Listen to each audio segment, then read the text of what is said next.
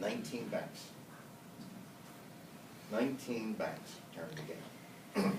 Until one day, one banker, a gentleman by the name of Vito Pantaleone, president of Park Bank, another Italian, right? And I bring that up because further on in my story, you'll learn a little bit about that. Came in, and I gave him the same presentation I gave the other 19. And he looked at me and he said, you know, he said, your numbers for what you're doing here don't fit over here. They just aren't going to fit. He said, but I really believe in your passion. I believe in what you guys are doing. He said, I'm going to take a flyer on you, and I'm going to give you this $6 million. And I will tell you today, that probably won't work. Probably won't happen today. The regulations in the banking industry today are going to prohibit most bankers from doing those kind of things. But back in 1993, when that occurred, it was just a different time, and bankers would do that. So Vito lent us the money, and we built this facility with every bell and whistle you could possibly imagine.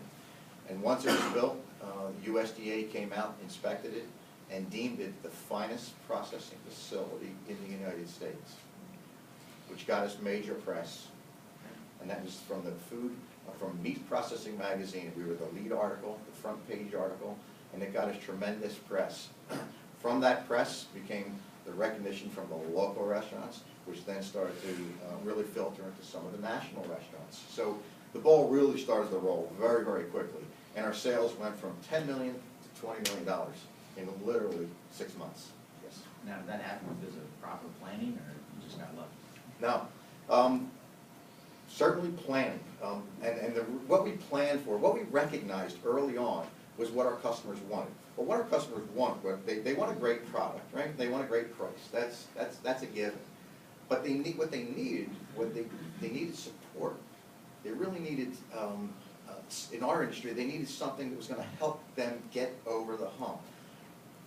So what we did in that facility is we built a huge test kitchen.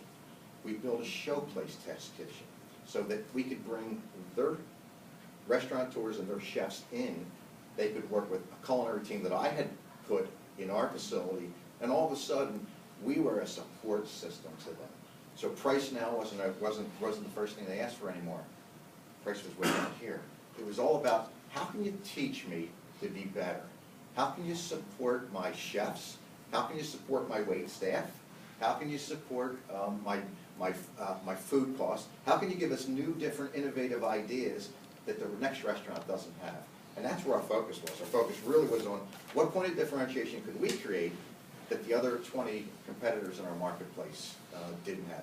The other 20 competitors in our marketplace all sold meat like we did.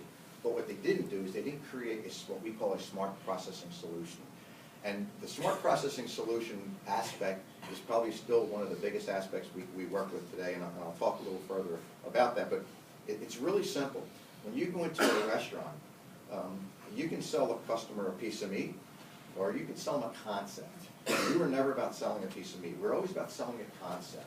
And the concept was, how do I lower your labor costs? How do I lower your food costs? And how do I increase your ticket prices on your menu? How do I get that customer spending 10 to spend 10.50? Where are we going to place the products on the menu so that your higher GP items are first viewed, so that when you open that menu, I want the customers going to my higher GP items. And now that's menu engineering, so we put an entire thought process behind menu engineering. And when you bring those kind of things to restaurateurs, our competition's not, they immediately look at you differently. They look at you as a support system, as part of the expertise that they're lacking. So as our business began to grow,